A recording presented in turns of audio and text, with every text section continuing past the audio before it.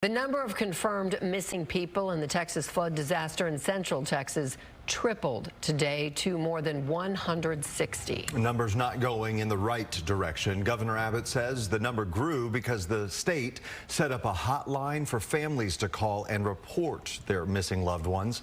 Most of the missing are in Kerr County. Many were likely camping and did not register at an official camp or a hotel.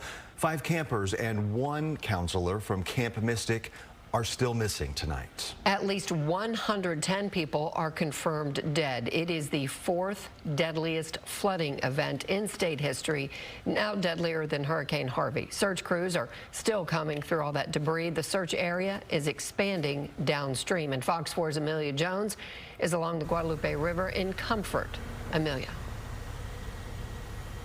Heather, Casey, I'm on Carolyn Road in Comfort. As you mentioned, it backs up to the Guadalupe River. As those floodwaters made its way downstream, it rushed and overtook these homes.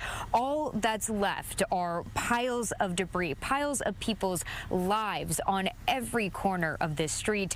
And yet people are not wallowing in what's lost. Instead, they're rolling up their sleeves and finding a way forward. Kerrville, Hunt, and Ingram were some of the hardest hit areas by the July 4th historic flooding. And farther downstream, it was scary. It was really scary. People in Comfort also experienced the power of the Guadalupe River. I mean, it's just total destruction.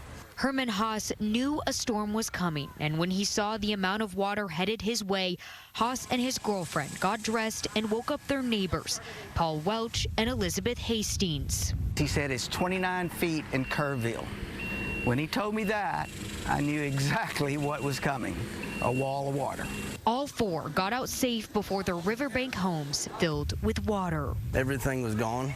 Haas came back to find a layer of mud on the floors, the furniture saturated, and cherished belongings destroyed. It feels horrible. But not all hope is gone. Friends, family, and strangers are here to help Haas pick up the pieces. Met a lot of good people and made a lot of good friends already. This act of kindness, it just restores faith in everybody, is what's keeping these Carolyn Road neighbors going. Thanks to them, I think we'll be all right. We always say it's comforting in Comfort. As we've spent the day here, we've seen people bring in construction equipment, supplies, food, water, hugs, really all types of support. We've heard it said over the last few days quite a bit, Kerrville strong, Hunt strong, and today we heard Comfort strong. And what that means to these neighbors is community. It means showing up for your neighbors, and that's exactly what we witnessed today. Casey, Heather, back to you. Well, so Amelia, I also understand that you learned something pretty interesting today when you were in Comfort, and that is that the people, they might have had a better warning than folks in some other towns.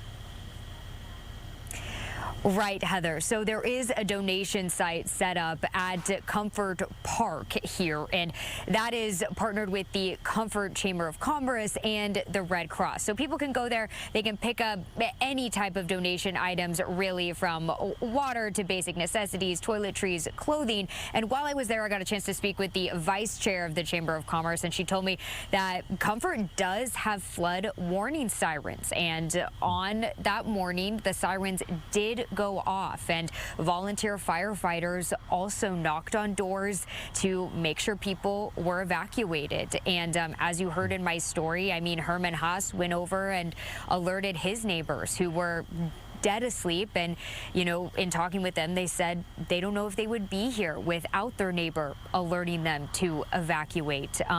Even though that there were warning sirens and the volunteer firefighters and neighbors were working to evacuate people, I do have to report that the Kendall County, as that is where Comfort, Texas is, the Office of Emergency Management did report that 8 people were recovered.